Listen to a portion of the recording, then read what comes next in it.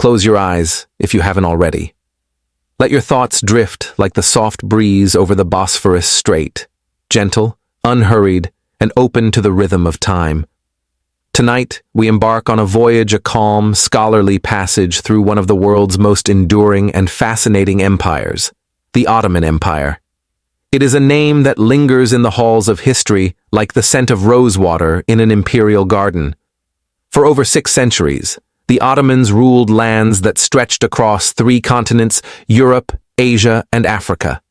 From the green slopes of the Balkans to the shimmering deserts of Arabia, from the gates of Vienna to the streets of Cairo, the empire stitched together an extraordinary patchwork of peoples, cultures, and traditions.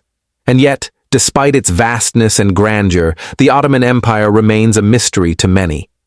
It is often seen only in fragments through tales of sultans and janissaries, minarets and harems, conquest and decline. But tonight, we will bring those fragments together, slowly, softly, and with care. You are safe here. There is no rush. We will travel through time, not in leaps and bounds, but with the tranquility of moonlight gliding across the domes of old Istanbul. Let us begin not with a battle or a coronation, but with a landscape Anatolia, a land of rolling hills and wide sunlit plains. In the late 13th century, this region, located in modern-day Turkey, is a patchwork of small principalities and scattered tribes. The Seljuk Empire, which once dominated the region, is fading.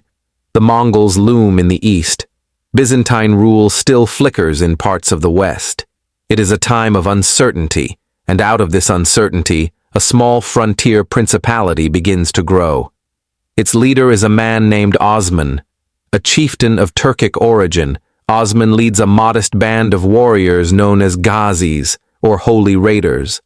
These men see themselves as defenders of Islam and are constantly engaged in skirmishes with their Christian neighbors to the west. But Osman is more than a warrior.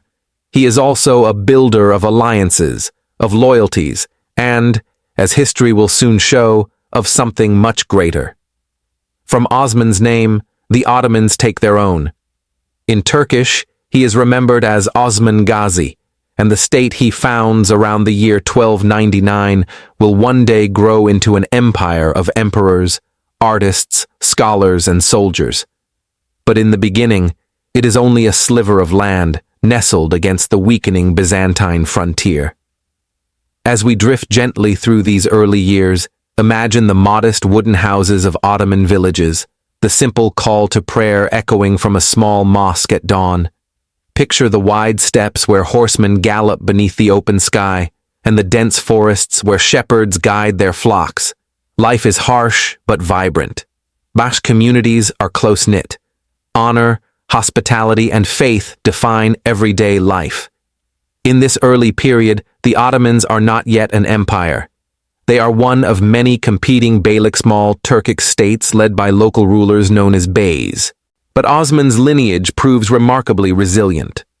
His descendants will carve out more than territory. They will carve out a system, a dynasty, and in time, a global power. As the generations pass, the Ottomans grow steadily. They conquer and absorb rival beyliks, carefully balancing force with diplomacy. They welcome artisans and scholars from across the Islamic world. And they build. Oh, how they build. From humble wooden structures, they move to great mosques, stone fortresses, caravanserais, and palaces.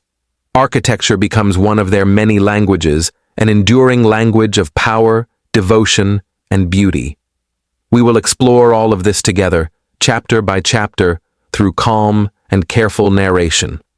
You'll meet the great sultans Mehmed the Conqueror, who takes Constantinople in 1453, Suleiman the Magnificent, who rules at the empire's zenith, and even the lesser-known sovereigns who quietly held the realm together in times of crisis.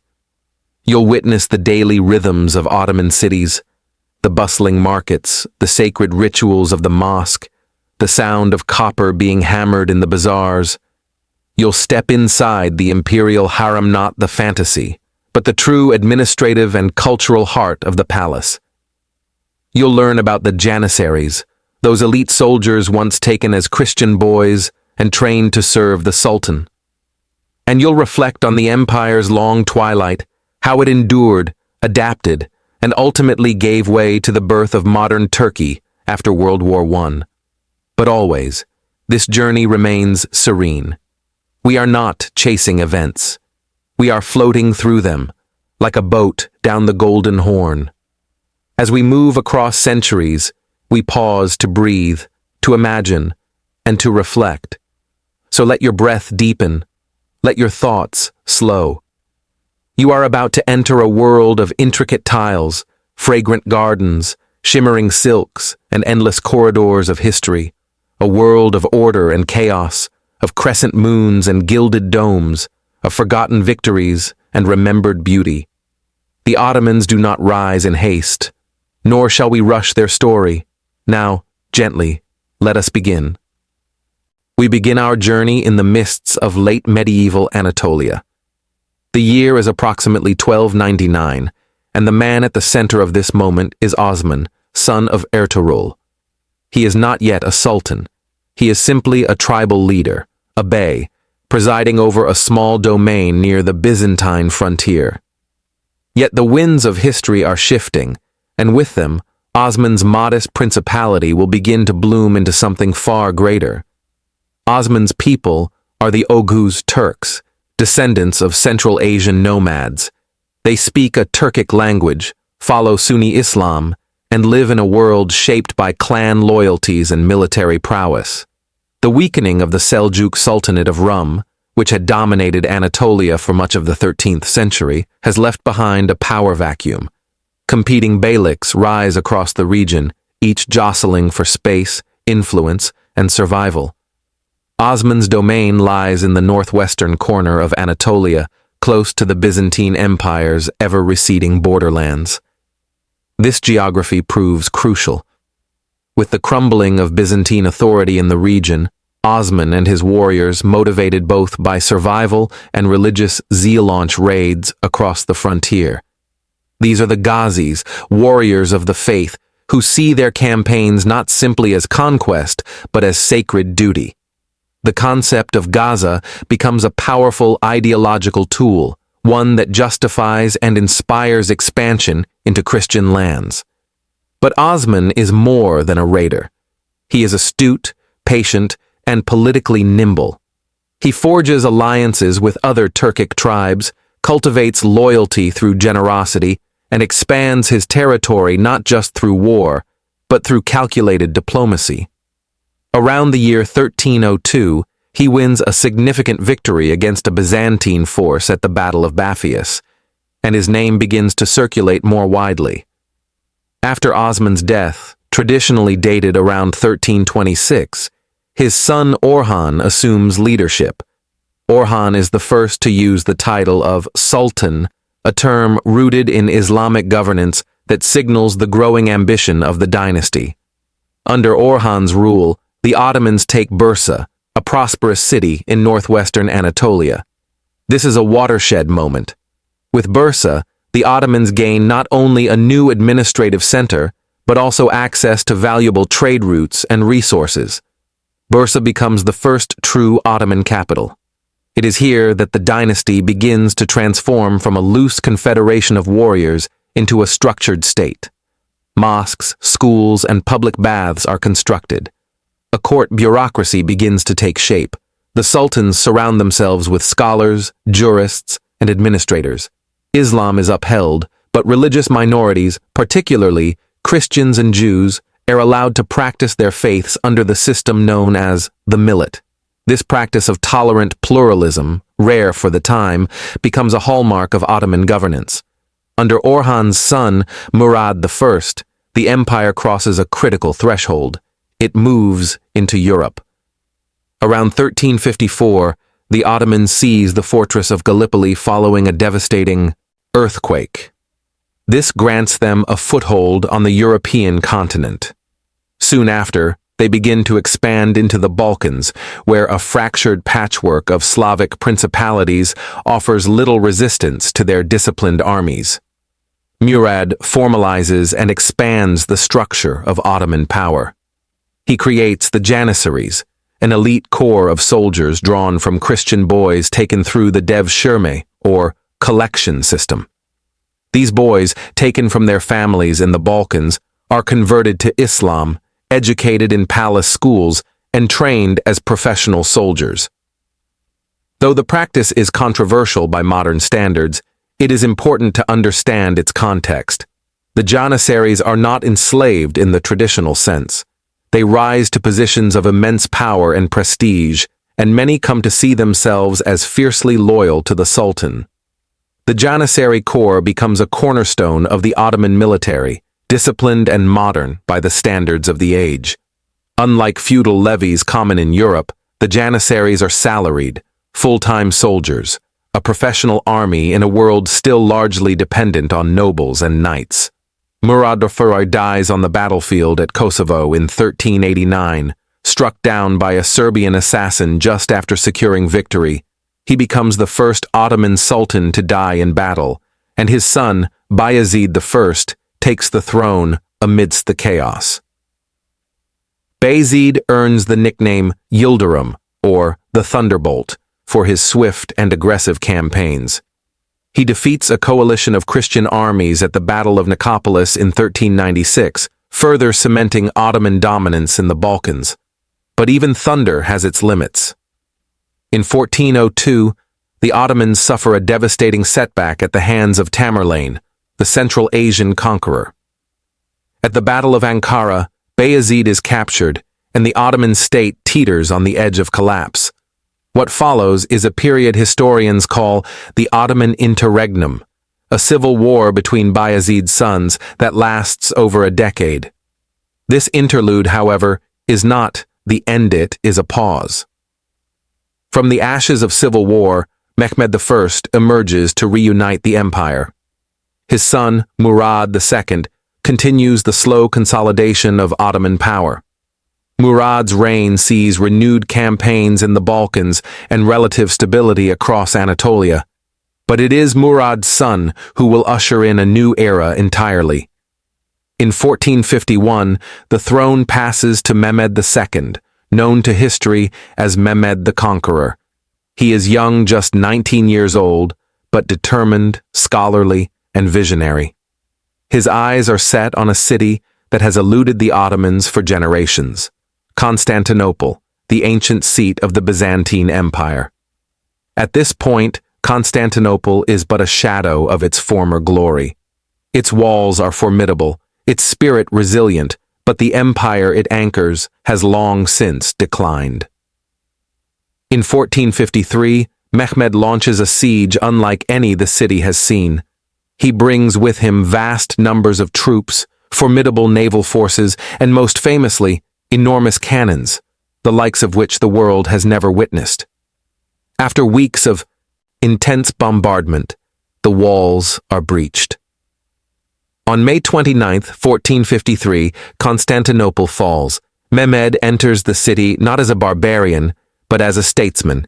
He declares the city the new capital of the Ottoman Empire and renames it Istanbul, a name already used colloquially for centuries. He protects the Christian population, preserves many churches, and begins an ambitious rebuilding effort. Istanbul becomes the beating heart of the Ottoman world. Its skyline fills with slender minarets and massive domes. Palaces rise along the Bosphorus. Scholars, artisans, traders, and clerics flock to the city. Mehmed establishes Istanbul as a cosmopolitan Centera bridge between East and West, Islam and Christianity, past and future. He also continues to expand the empire. Under his reign, the Ottomans conquer Serbia, the Peloponnese, Trebizond, and parts of Crimea.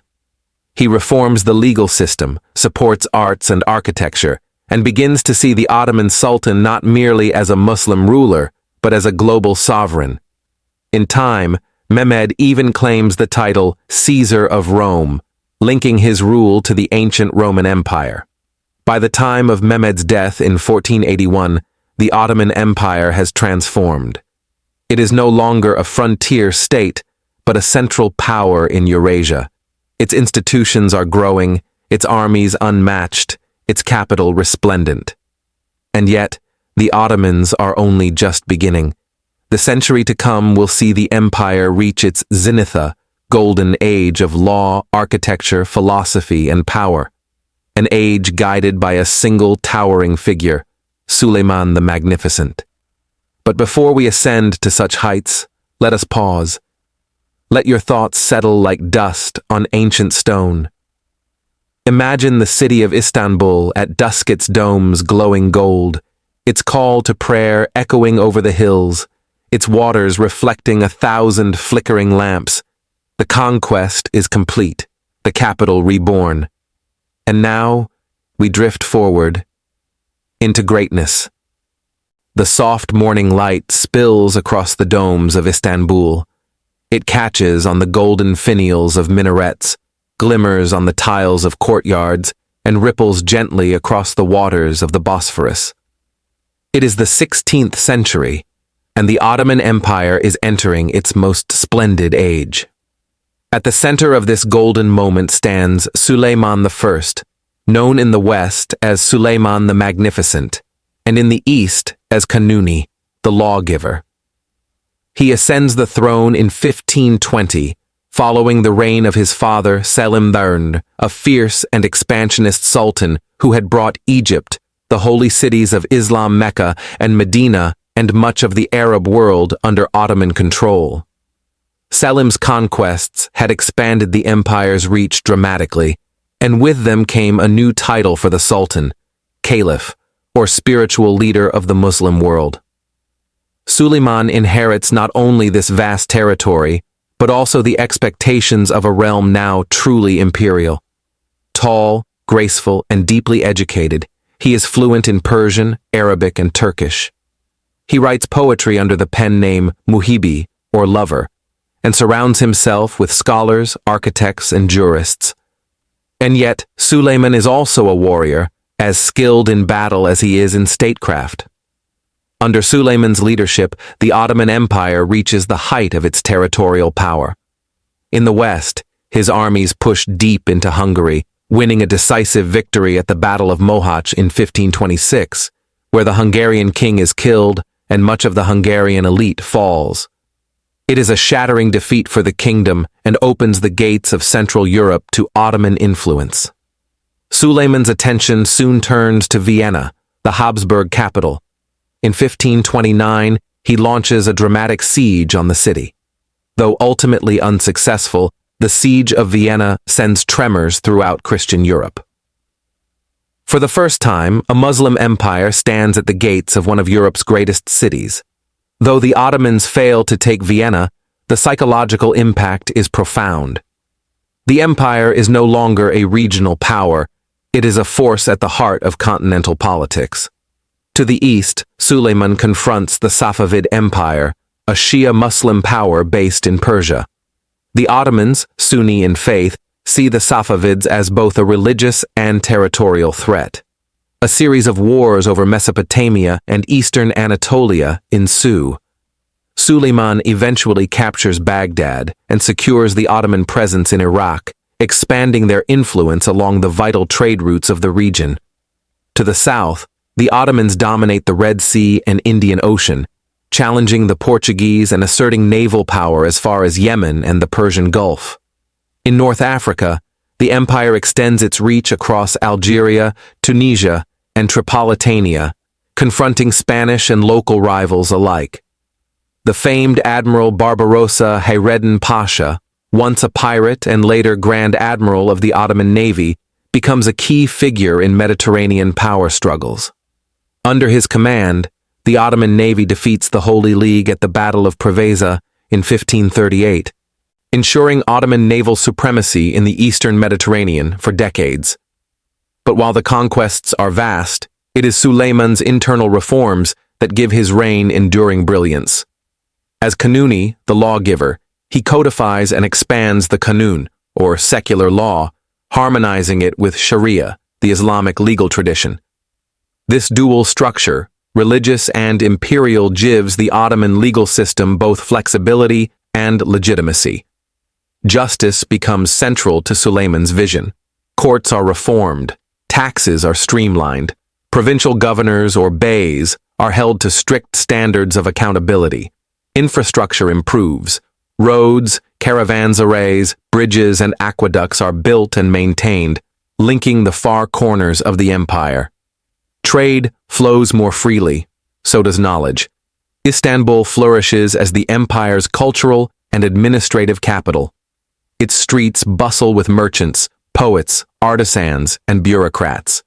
Multilingual, multi-faith, and multicultural, the city thrives as a true imperial center.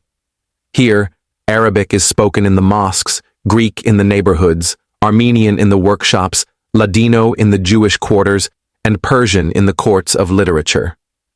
One of Suleiman's greatest legacies is architectural. His chief architect is Mimar Sinan, a former janissary of Christian origin who rises to become the empire's most celebrated builder. Over the course of his long life, Sinan designs hundreds of structures, mosques, bridges, tombs, and baths. His most iconic masterpiece is the Süleymaniye Mosque, completed in 1557, which stands majestically over Istanbul. The Süleymaniye is not just a house of worship, it is a statement. Its soaring dome, harmonious proportions, and serene courtyards reflect the philosophical and artistic ideals of the age. Surrounding the mosque is a kulliye, a complex that includes a hospital, a school, a library, and a soup kitchen, an embodiment of Ottoman civic duty and religious devotion. Beneath the empire's splendor, though, lies its human drama. Nowhere is this more evident than in Suleiman's private life. His most famous consort is Hürrem Sultan, known in the West as Roxolana, a woman of Ruthenian, Ukrainian origin who rises from captivity to become Suleiman's legal wife, a rare and controversial move. Their deep affection is recorded in Suleiman's poetry, where he refers to her as his soul's companion, my beloved queen of the land of beauty. Hürrem is intelligent, politically astute, and influential within the palace. Together, she and Suleiman have several children, yet their love story is shadowed by palace intrigue and succession struggles.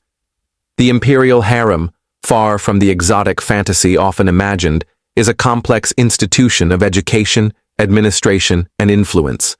Women of the harem, particularly the Valide Sultan or Queen Mother, wield considerable power behind the scenes. The question of succession weighs heavily on Suleiman. His eldest son, Mustafa, is popular and capable, but ultimately accused of treason and executed, possibly through the machinations of Hürrem and her allies.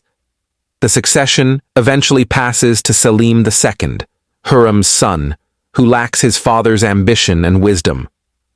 By the time of Suleiman's death in 1566 while on campaign in Hungary, the empire has reached its territorial and cultural peak. From Budapest to Baghdad, from Algiers to Aden, the Ottomans are a force unmatched in breadth and administration. Suleiman is buried in Istanbul beside the mosque that bears his name, his tomb built by Sinan, resting beneath calligraphy that speaks of justice, wisdom, and mercy.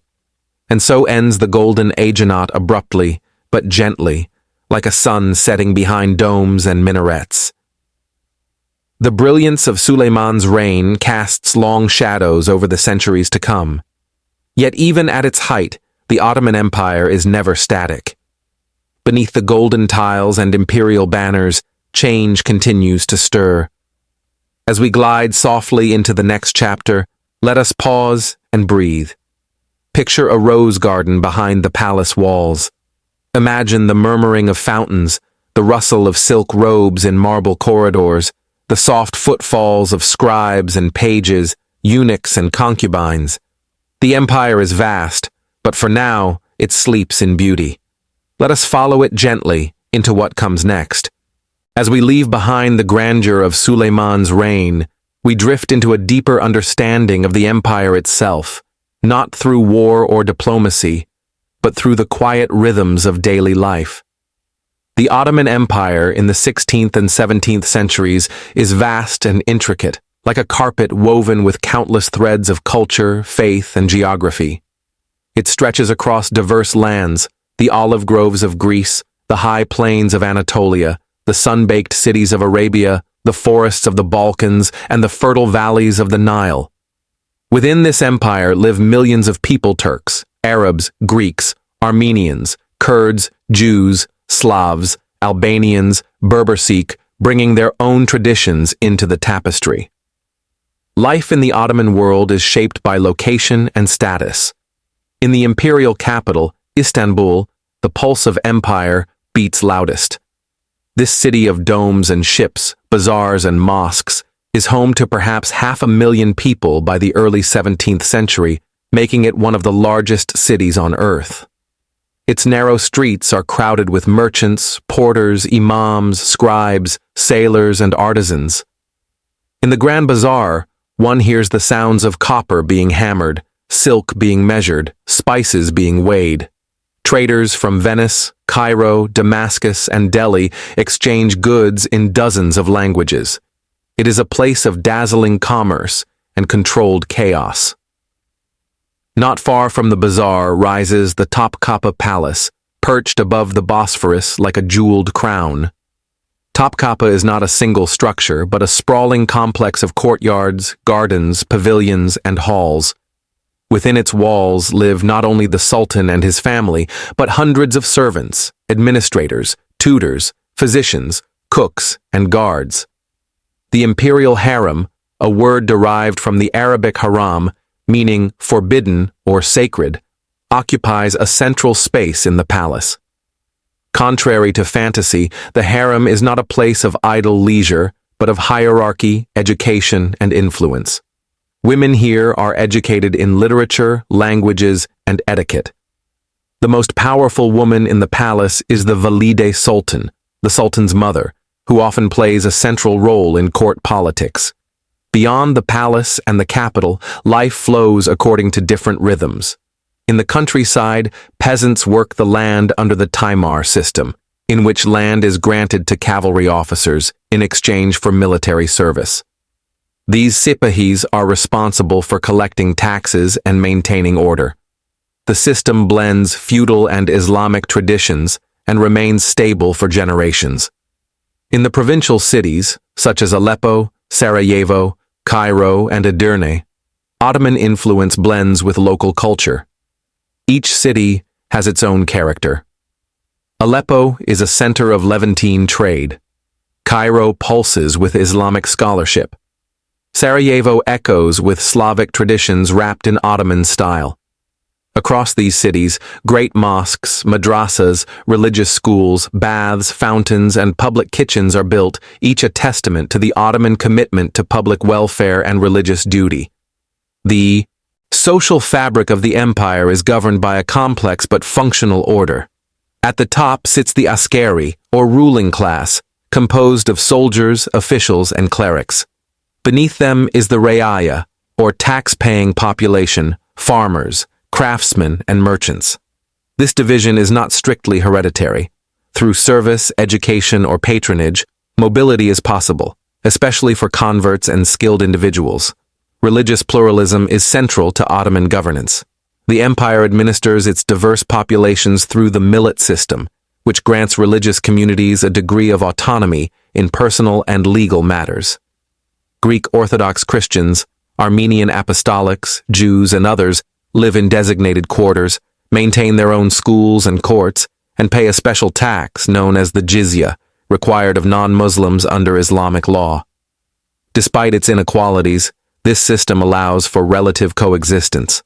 In some cities, synagogues, churches, and mosques stand only streets apart. A Jewish physician might treat a Muslim judge.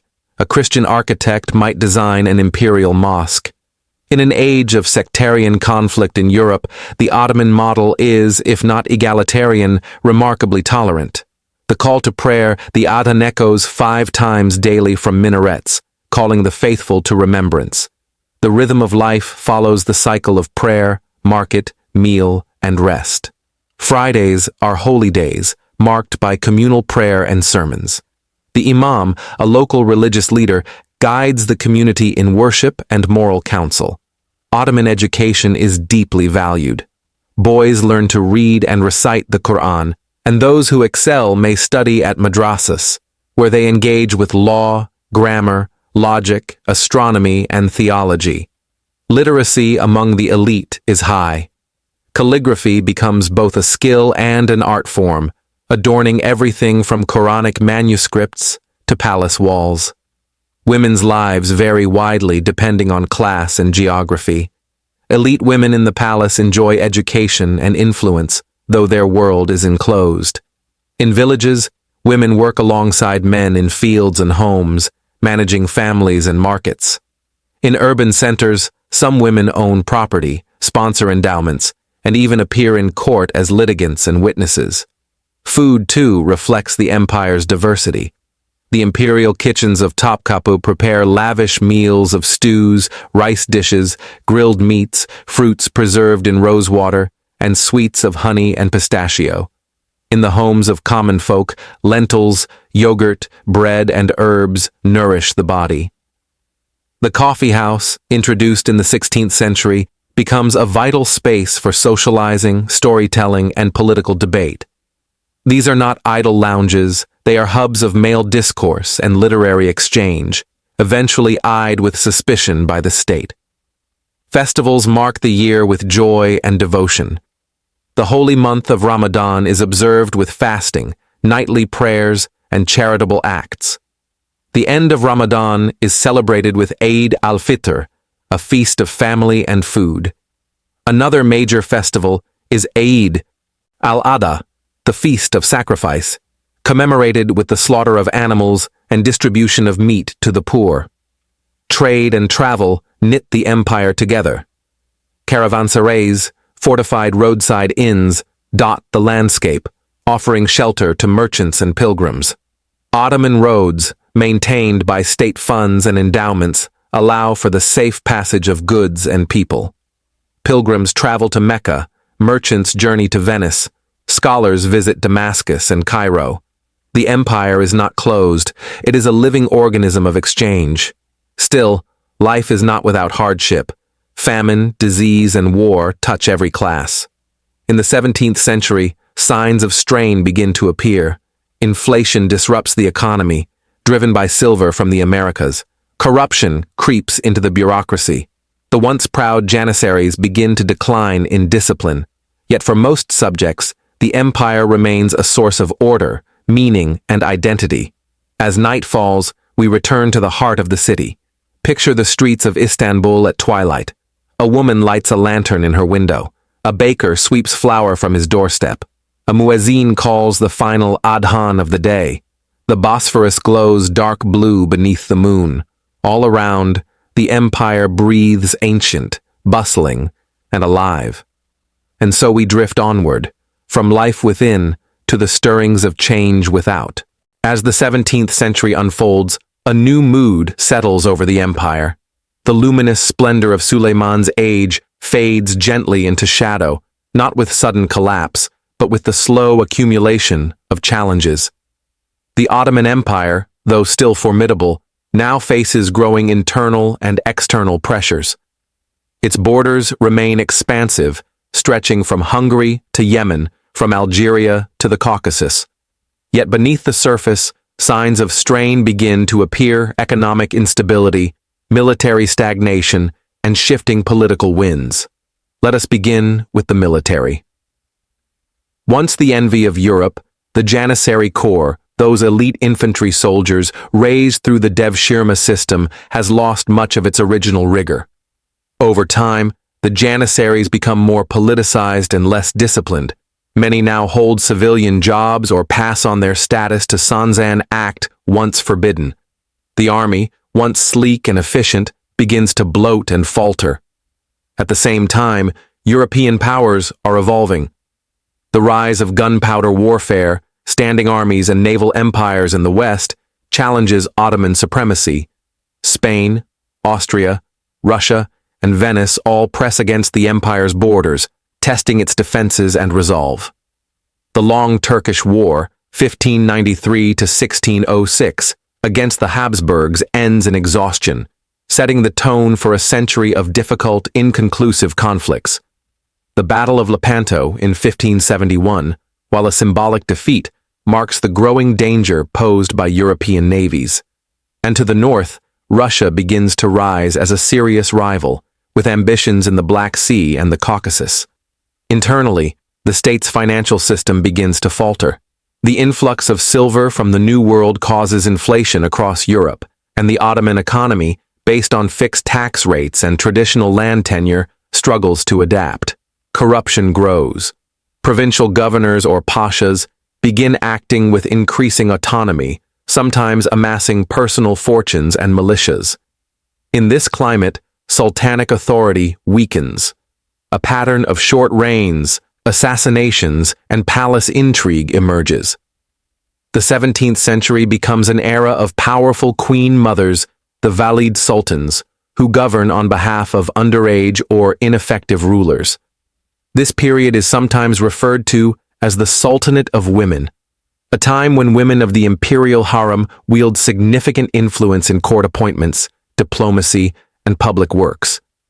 Among these powerful women is Kösem Sultan, a shrewd and politically astute figure who serves as regent for multiple sultans. Her reign is marked by both stability and conflict, and she remains one of the most powerful women in Ottoman history. Outside the palace, popular discontent begins to simmer.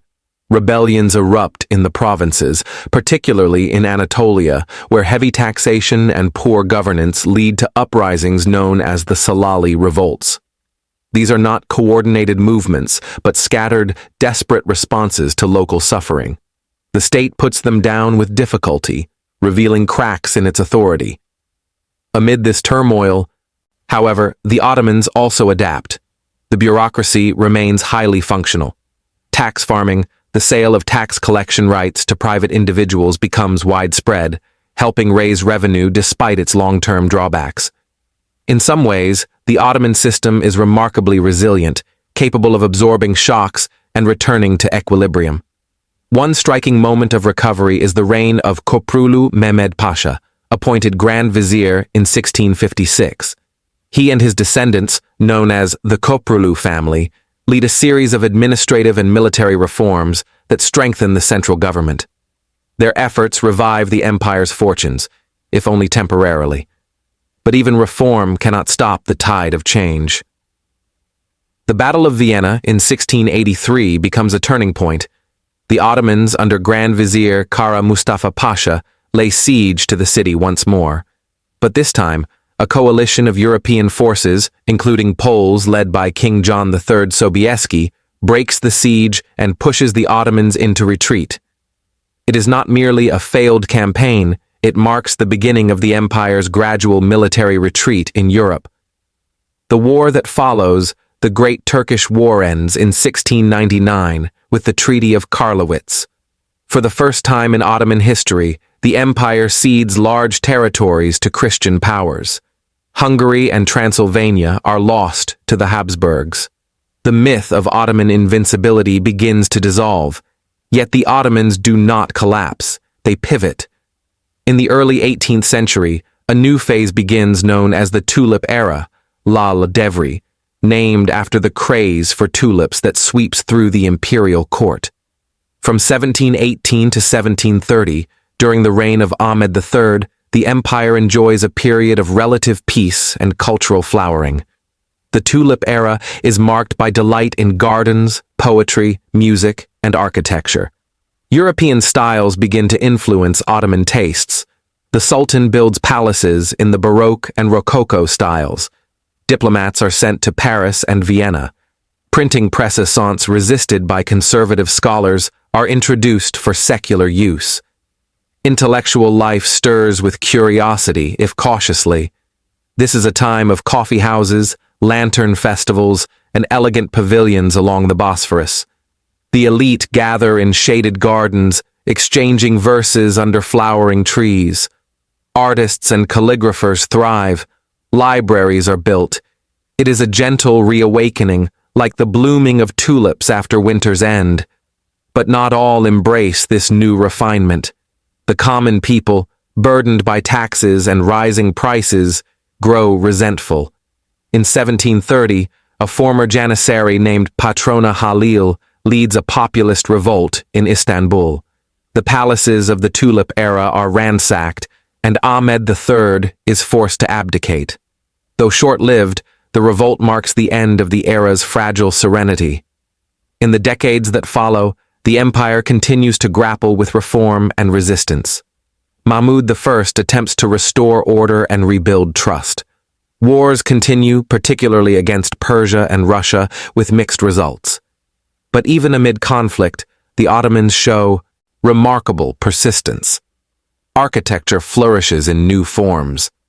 The Nur Osmaniye Mosque, completed in 1755, reflects the influence of European design, with wide arches and decorative motifs blending Ottoman and Western tastes.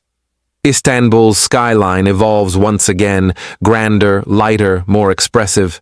In the provinces, life carries on. Farmers sow their fields, pilgrims travel to Mecca, artisans ply their trades, caravan routes still hum with life. The empire may bend, but it does not yet break. Let us pause here. Imagine again the shores of the Bosphorus, but now in a softer light.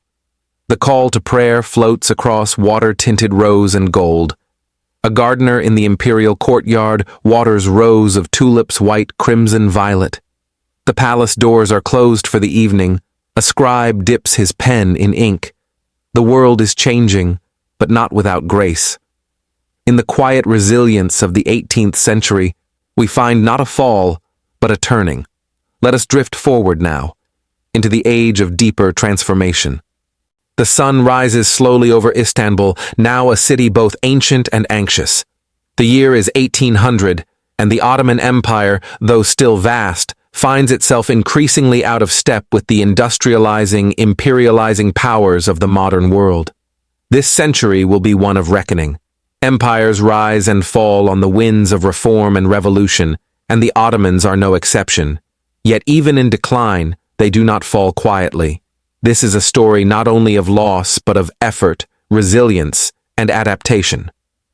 Let us begin with the reality of the time. The Ottoman Empire, once feared and admired, is now widely referred to in European capitals as the sick man of Europe.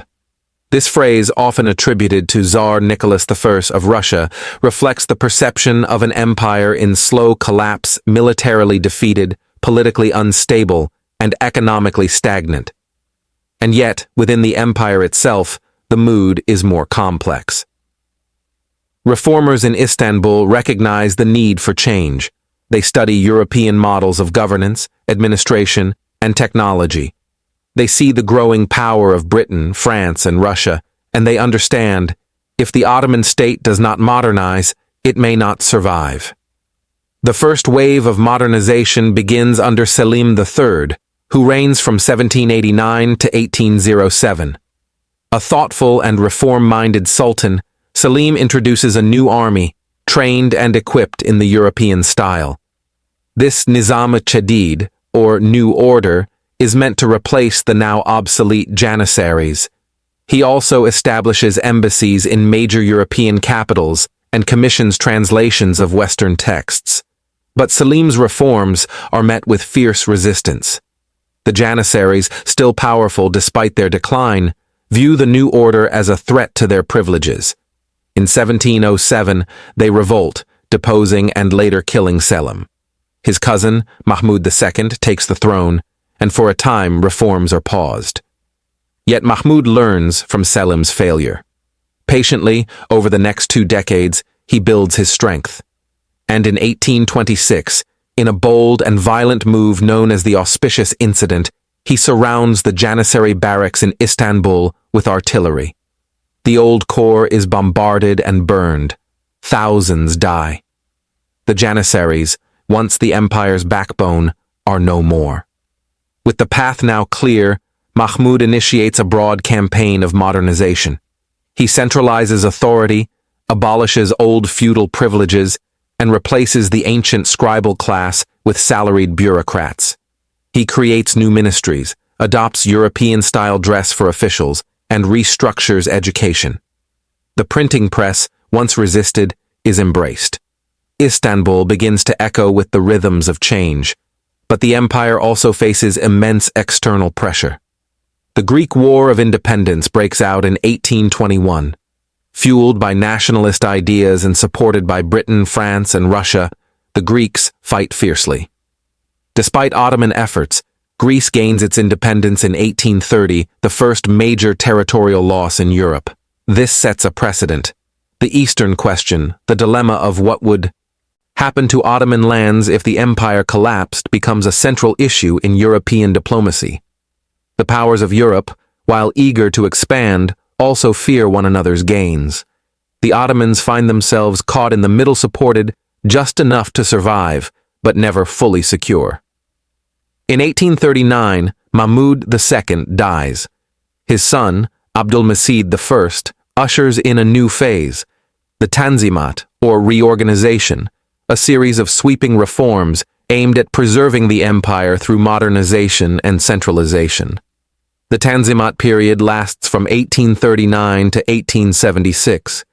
Its cornerstone is the Gülhane Edict, which promises equality before the law, protection of life and property, and the fair collection of taxes, regardless of religion or ethnicity.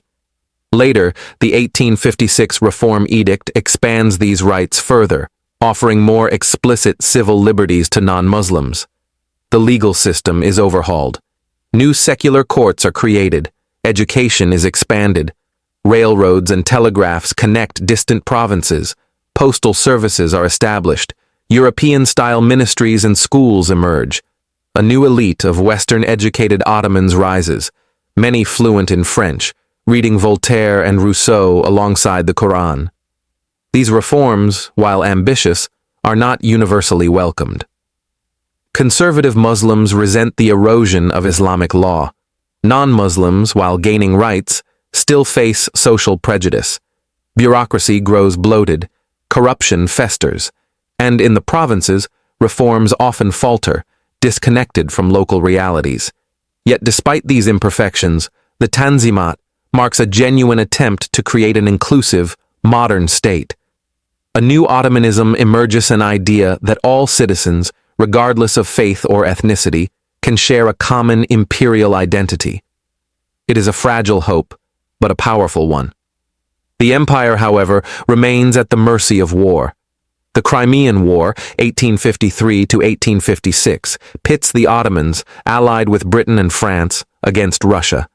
Though technically a victory, the war exposes the empire's reliance on European support and deepens its financial dependence. To pay for reforms and military campaigns, the Ottomans take loans from European banks, leading to a mounting debt crisis. In 1876, another sultan, Abdülhamid II, ascends the throne. Initially, he embraces reform. A new constitution is drafted, the first in Ottoman history, and a parliament is convened. But amid war with Russia and political instability, Abdülhamid soon suspends both, ushering in an era of autocratic rule. From 1878 onward, Abdülhamid governs with caution and paranoia. He expands the secret police, censors the press, and relies heavily on Islamic rhetoric to unify the empire. Yet he is not merely reactionary. He invests in infrastructure, opens thousands of schools, and promotes pan-Islamism, the idea that the Sultan, as caliph, can unite Muslims across the globe against European imperialism. Meanwhile, nationalist movements continue to rise. In the Balkans, Slavic and Christian communities agitate for independence. Serbia, Romania, and Bulgaria all move toward autonomy. Armenia, too, becomes a center of unrest, with demands for reform met by brutal repression. The empire's borders shrink. Its population becomes more homogeneous, less tolerant, more anxious. Between 1820 and 1900, the Ottomans lose more than half of their European territory. Refugees stream into Anatolia, bringing stories of loss and anger.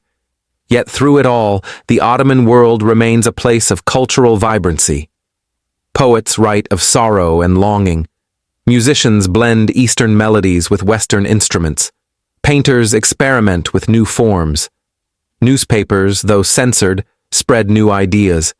In Istanbul, salons and cafes buzz with conversation. As the 20th century dawns, the empire is visibly aged. Its bones ache, its wounds are deep, but its heart still beats. Let us now pause. Let your mind drift to a quiet Istanbul morning in the late 1800s. The tramble rings in the distance. A student carries his satchel to a new Western-style school. A baker opens his stall. A clerk reviews his accounts by candlelight. The air is cool, tinged with coal smoke and rose water. Even in its twilight, the Ottoman Empire glows with a certain dignity, one last echo of an empire that has outlived many others. And now, we move to the final chapter, toward revolution, war, and the end of an age. As we near the final stretch of our long and gentle journey, the sun begins to set on the Ottoman Empire. It is now the 19th century, and the world is changing rapidly. Steamships glide through seas once ruled by sail, factories churn in cities across Europe, and new ideas of nationalism and constitutional governance take root across continents. The Ottoman Empire, still vast in land and layered in history, begins to feel the strain of these global transformations. It is called, by diplomats of Europe, the sick man of Europe. A phrase tinged with pity and sometimes with scorn. But the image it conjures is not without truth. Internally, the empire is struggling to modernize. Externally, it is facing rising pressures from Russia, Britain, France, Austria, and the growing unrest in its own provinces. The 19th century becomes an age of reform and resistance. Let us pause here, in a quiet study room in Istanbul, where a scholar gently turns the pages of a printed newspaper, something that only recently became common in the empire.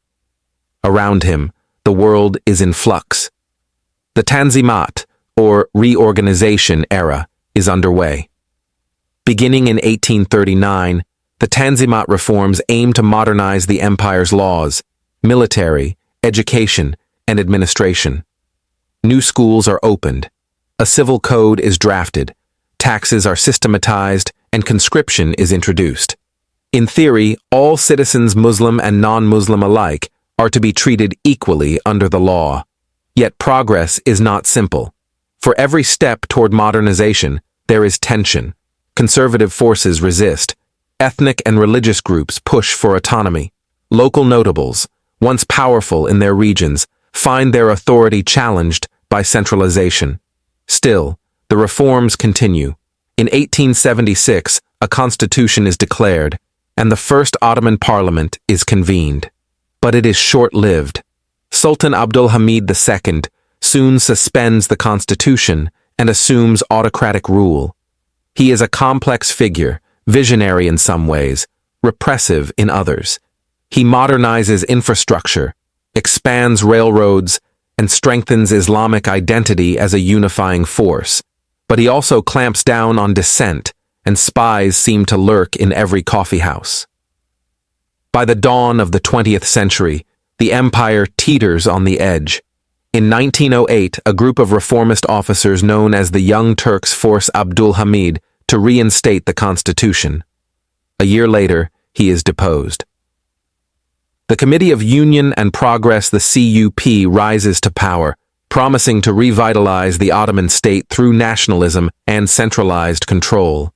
But history is moving swiftly now. The Balkan Wars of 1912 to 1913 deliver a devastating blow. The empire loses nearly all its territories in Europe, lands that had been Ottoman for centuries. Cities like Thessaloniki and Monastir are no longer within its reach. Refugees pour into Anatolia, bearing stories of flight and loss. And then comes the First World War. The Ottoman Empire, hoping to regain prestige and territory, enters the war on the side of the Central Powers alongside Germany and Austria-Hungary. It is a fateful choice. The war drags on with immense human cost. Ottoman soldiers fight in harsh deserts, snowy mountains, and along crumbling front lines. The British support Arab revolts in the empire's southern provinces. In 1917, Baghdad falls, Jerusalem follows. And in the shadow of the war, a tragedy unfolds, one that will haunt memory and history alike. During the war, the Ottoman government carries out mass deportations and killings of Armenians living in eastern Anatolia. Over 1 million Armenians perish. Today, this is recognized by many as a genocide. The Ottoman authorities, consumed by fears of rebellion and betrayal, commit an atrocity that stains the empire's final chapter. It is a painful, sobering part of this history, one that we must acknowledge, even in this gentle telling. By 1918, the Ottoman Empire is exhausted. It signs an armistice.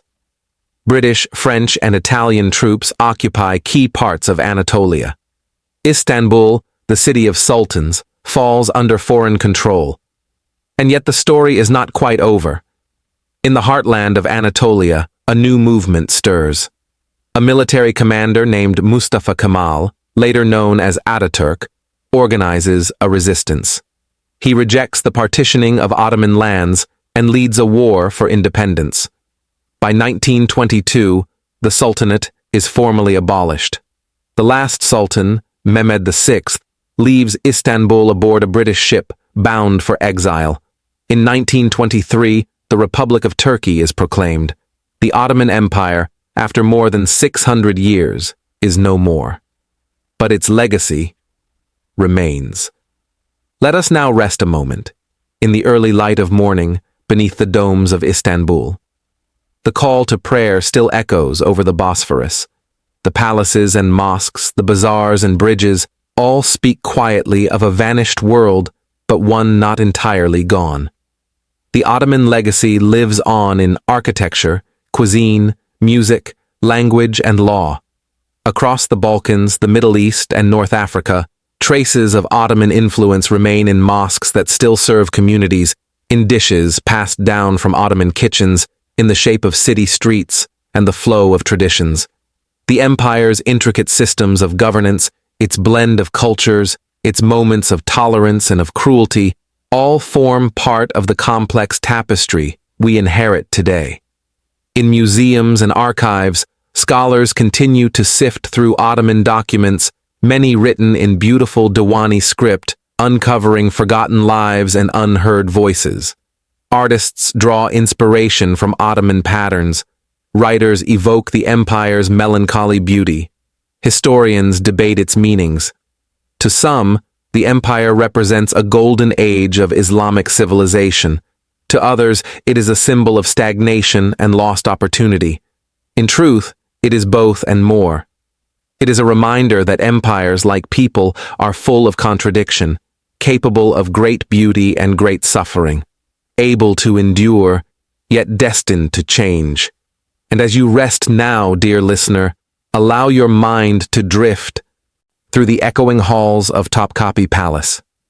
Imagine the gentle clink of porcelain in a shadowed courtyard, the hush of slippers on polished tiles, the scent of jasmine in the gardens, the hum of languages mingling in a sunlit market. The Ottoman Empire has ended, but its story continues, told quietly by the stones, by the people who remember, and now, by you. Sleep well, traveler of time.